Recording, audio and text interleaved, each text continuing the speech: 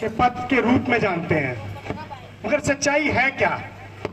क्या मैं deputy director हूं? ये आधा सच है, ये आधा सच है।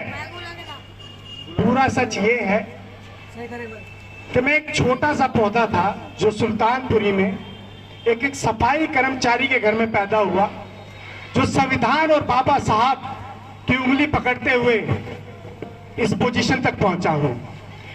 नहीं तो ये पौधा, छोटा पौधा, कभी भी संविधान की अनुपस्थिति में या बाबा साहब की गैर हाजिरी के बिना यह पौधा कभी भी बरगद का पेड़ नहीं बन पाता। तो ये संविधान की ताकत है जिसके विषय में आज हम बात करने के लिए आए हैं। तो सिर्फ और सिर्फ संविधान की वजह से मैं इस जगह पर पहुंचा हूं।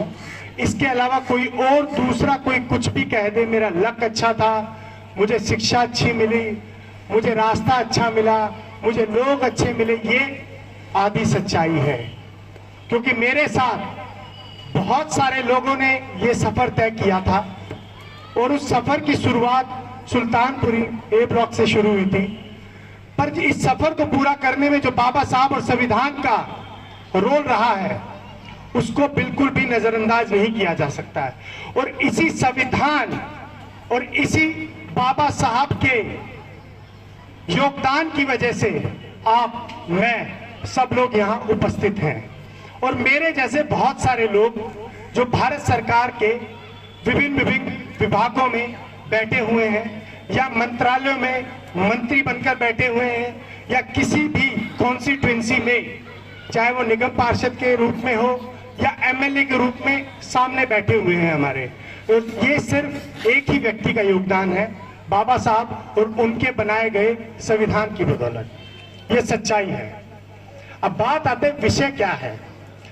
संविधान पहले सेशन के अंदर संविधान था और दूसरे सेशन के अंदर जो हमारे जो एनजीओज हैं, हमारे संगठन चल रहे हैं, उनका क्या रोल है। सच्चाई है, सारे लोग मेरे की तरह या जो व्यक्ति किसी भी तरीके से भारत सरकार में या स्टेट गवर्नमेंट के अंदर एडजस्ट हो गए या एमएलए बन गए, एमपी बन गए, उनकी सब लोग इतने लकी नहीं होते हैं। ये सच्चाई है। बहुत सारे लोग अभी भी पीछे हैं। पर उनके लिए क्या है प्रावधान? उनके लिए संविधान के अंदर प्रावधान दिए हुए हैं, मगर जो संविधान के अंदर जो लागू करने वाली संस्थाएं हैं, जो पूरी तरह से संविधान को लागू करने की जिनके कंधों पर जिम्मेदारी दी गई है, क्या संविधान को पूरी तरह से लागू किया जा रहा है? ये थोड़ा सोचने की बात है। 2-4 आंकड़े मैं शेयर करूंगा आपके साथ जिससे आपको थोड़ा क्लैरिटी मिलेगी। क्योंकि बातें तो बहुत हो सकती है, समाज बहुत पिछड़ा हुआ है, कितना पिछड़ा हुआ है ये बहुत जरूरी है। बहुत पिछड़ा हुआ है, अरे कितना पिछड़ा हुआ है ये डेटा तो पता चले, कितना पिछड़ा हुआ है। बिना आंकड़ों के बात अधूरी रहेगी। हमारा देश चलाने के लिए 3 तरह के लोग चाहिए होते हैं। एक होता है जुडिशरी, जिसको न्यायपालिका कहते हैं, एक होता है एग्जीक्यूटिव, जिसके मेरे जैसे लोग होते हैं, और एक होता है लेजिस्लेटर, एमएलए, एमपी। स्टार्ट करते हैं आपकी हायर जुडिशरी से, सुप्रीम कोर्ट से स्टार्ट करते हैं। सुप्रीम कोर्ट में ये मैं जो डेटा आपको बता रहा हूँ, ये भारत सरकार रिलीज करती है डेटा। द प्रिंट न्यूज़पेपर 2019 के अंदर का डेटा है ये, और मल्टीपल न्यूज़पेपर्स में मिल सकता है, ऐसा नहीं है कि मैं अपनी तरफ से डेटा लाया हूँ। आज तक 1947 से लेकर आज तक हमारे यहाँ लगभग 200 से ज्यादा सुप्रीम कोर्ट के जजेस रहे हैं। मैं रिपीट करता हूं क्योंकि नंबर है, नंबर डाइजेस्ट करने में थोड़ी दिक्कत होती है।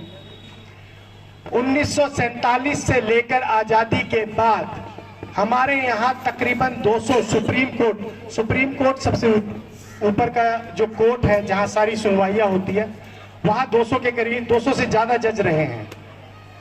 उस कोर्ट के अंदर सबसे पहला दलित जज 1980 में अपॉइंट हुआ था, तकरीबन 33 साल के बाद।